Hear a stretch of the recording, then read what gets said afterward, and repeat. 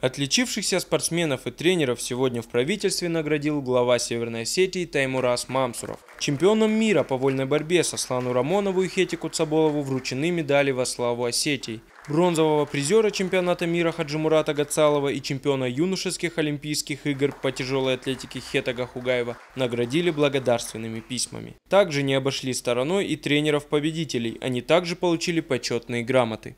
Это для меня первая такая награда, конечно. Я даже не предполагал, что такое возможно, что мы будем здесь и нас будут награждать такими орденами. Даже как-то очень приятно. И даже, я не знаю, какие-то другие новые какие-то эмоции я получаю от этого, что с такими людьми рядом нахожусь и такие награды получаю. Спасибо им, конечно, за это огромное.